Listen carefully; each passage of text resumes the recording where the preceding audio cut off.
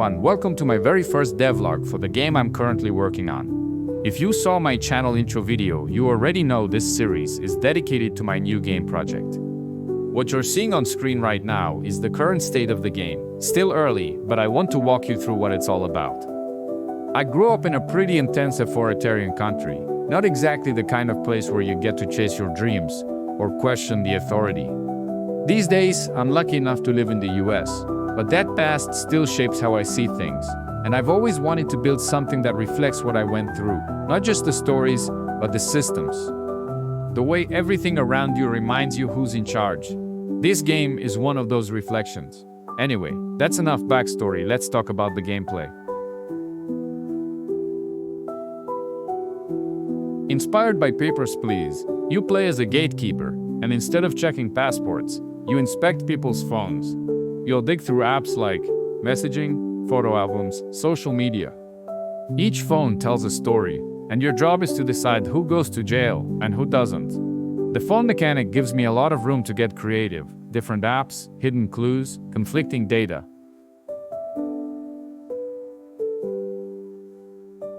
There's going to be day and night cycle, so that you can go to work in the morning, inspect phones, and get off work, explore the community, and discover secrets and strange events.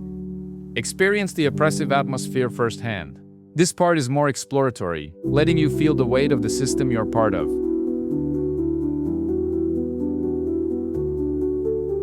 Alright, so here's where things stand. The game is still in its earliest form, but I've laid some solid groundwork. Let me walk you through what I've done so far. I started a fresh Godot project and called it something, just a placeholder for now.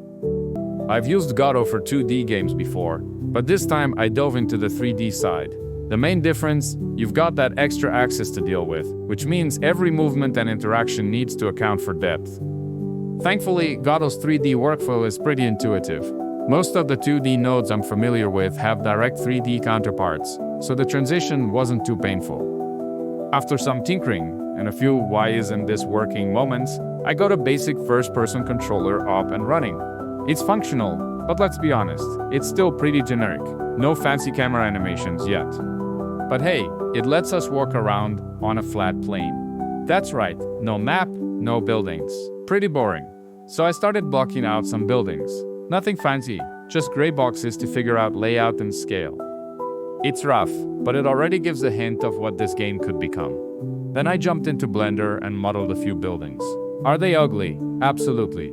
Do they look like they were built by someone who just discovered the extrude tool? Also yes. But they're mine, and that's a start. This is what my world looks like with those buildings in place. It's not great.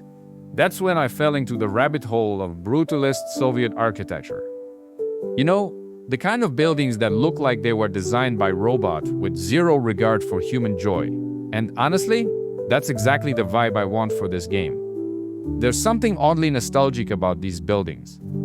They're cold, rigid, and kind of overwhelming. The kind of architecture that doesn't exactly invite you in for tea. That's the feeling I want to capture in this game. Not just visual style, but mood. The sense that the environment isn't here to comfort you. It's here to remind you who's in charge. For now, I decided to use some building assets I've got from OpenArt. Eventually, I'll replace the OpenArt assets with my own models. Ones that feel more personal, more deliberate, and more oppressive in all the right ways. I want players to feel like they're navigating a world that doesn't care about them, where every concrete slab and shadowed corridor reinforces the theme. Next up, I'll start prototyping some basic systems, phone and apps, some NPC logic, or even just a way to interact with the environment beyond walking around. I'm not rushing it. This game is going to grow in layers. It's early days, but the foundation is there. The mood is starting to take shape, and if I can keep channeling that cold, chaotic energy, the kind that makes you feel small in a world built by indifferent machines, then I think I'm onto something. Stay tuned. This is just the beginning, and thanks for watching.